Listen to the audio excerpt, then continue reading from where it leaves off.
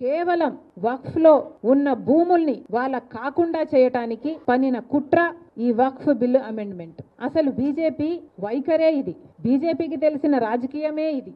మతం పేరుతో చిచ్చు పెట్టాలి, ఆ మంటలో చలి కాచుకోవాలి. మతం పేరు, కులం పేరు చెప్పి మనుషుల్లో విభజన తేవాలి. విభజన తెచ్చాక ఎవరికి వాళ్ళు ఏ కమ్యూనిటీకి ఆ కమ్యూనిటీ విడిపోతే, పోలరైజ్ అయిపోతే దాన్ని ఓటు బ్యాంక్ గా మార్చుకునే వికృత ఆలోచన బీజేపీ. మరొక్కసారి మళ్ళీ ఇదే చేసింది బీజేపీ పార్టీ. ఓటు బ్యాంకుల్ని పోలరైజ్ చేసి లబ్ధి పొందాలి అని బీజేపీ పార్టీ కుట్ర పన్నింది. అందులో భాగమే ఈ వక్ఫ్ బిల్లు అమెండ్మెంట్. కానీ బాధాకరం ఏమిటి అంటే, ఈరోజు బీజేపీ పార్టీ అధికారంలో ఉంది అంటే దానికి కారణం చంద్రబాబు గారు ఇస్తున్న మద్దతు. చంద్రబాబు గారిని సూటిగా ప్రశ్నిస్తున్నాం. చంద్రబాబు గారు, ముస్లింలు మీకు ఓటు వేయలేదా? ప్రభుత్వం ఎలాగైనా మారాలి అన్న కసితో ప్రజలు మీకు ఓట్లేస్తే వాళ్ళల్లో ముస్లింలు లేరా? పవన్ కళ్యాణ్ గారు కూడా సమాధానం చెప్పాలి, చంద్రబాబు గారు సమాధానం చెప్పాలి. వీళ్ళందరూ ఓట్లేస్తే కదా మీకు ఇంత అధికారం వచ్చింది, మీకు ప్రజలు ఇంత బలం ఇస్తే కదా ఈ రోజు మీరు బీజేపీకి బలం ఇస్తున్నారు, కేంద్రంలో సర్కారు నిలబెట్టగలిగారు. మరి అలాంటప్పుడు మీ రాష్ట్రంలో ఉన్న ముస్లింలకైనా మీరు ఏం సమాధానం చెప్పుకుంటారు? ఎలా ముఖం చూపించుకుంటారో చంద్రబాబు గారు సమాధానం చెప్పాలి. ఇఫ్తార్ విందులు ఇస్తే సరిపోతుందా? ముస్లింల మీద నిజంగానే ప్రేమ ఉండాల్సిన అవసరం లేదా మీకు? వాళ్ళ ఓట్లు వేయించుకున్నారు. ఒక పక్కేమో ముస్లింలకు అన్యాయం జరగకుండా చూస్తామని చెప్తున్నారు, కానీ మీ ఊసరవెల్లి రాజకీయాలు ఇంకో పక్కేమో విప్పు జారీ చేసి మరి వక్ఫ్ బిల్లు అమెండ్మెంట్ కి మద్దతు ఇమ్మని చెప్పారు. ఇది ఎలా సాధ్యం? మీరు ముస్లింలకు న్యాయం చేసిన వాళ్ళ, అన్యాయం చేసిన వాళ్ళ? ఇఫ్తార్ భోజనంలో మీరు ముస్లింలకే విషం పెట్టిన వాళ్ళు. ఈ రోజు ముస్లింల ద్రోహిగా మిగిలిపోయాడు చంద్రబాబు గారు. ఇది సామాన్యమైన విషయం కాదు. ముస్లింలకు ఇంత ద్రోహం చేస్తుంది బీజేపీ పార్టీ, వాళ్లకు మీరు అండగా నిలబడ్డారు. ఇది న్యాయమేనా? ఆంధ్ర రాష్ట్ర ప్రజలకు సమాధానం చెప్పాలి చంద్రబాబు గారు. ఏ రీతిలో న్యాయం చేసినట్టు?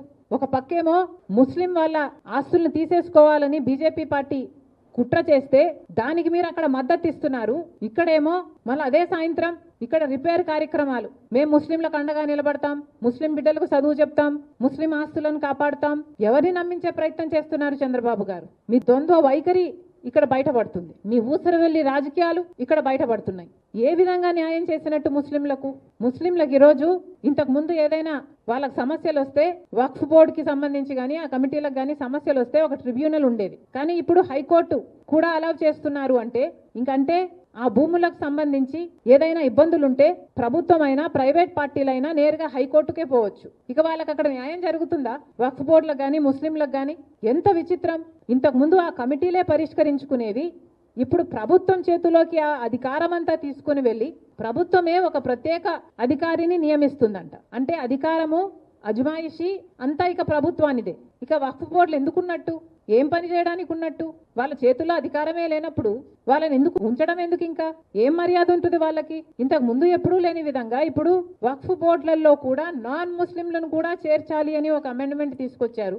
ఎందుకు చేర్చాలి అని అడుగుతున్నాం. ఏదైనా ఒక హిందూ దేవస్థానానికి సంబంధించి ఒక బోర్డు ఉంటే ఆ బోర్డులో ముస్లింలు ఉండరు కదా, క్రిస్టియన్స్ ఉండడానికి వీల్లేదని చెప్తున్నారు కదా.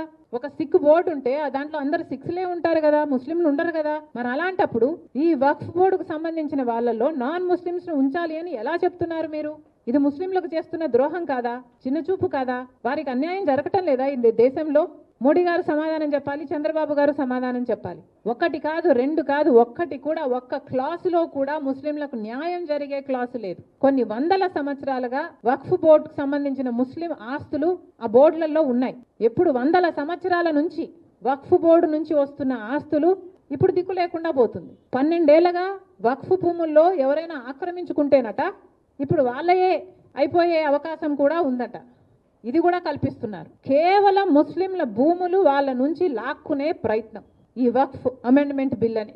ఇది చాలా చాలా దారుణం. ఇంత దారుణమైన బిల్లుకి చంద్రబాబు గారు విప్పు జారీ చేసి మరి మద్దతు ఇవ్వడం ఇంకా దారుణం. మళ్ళీ చెప్తున్నాం, కాంగ్రెస్ పార్టీ తీవ్రంగా ఖండిస్తుంది ఈ చర్యను.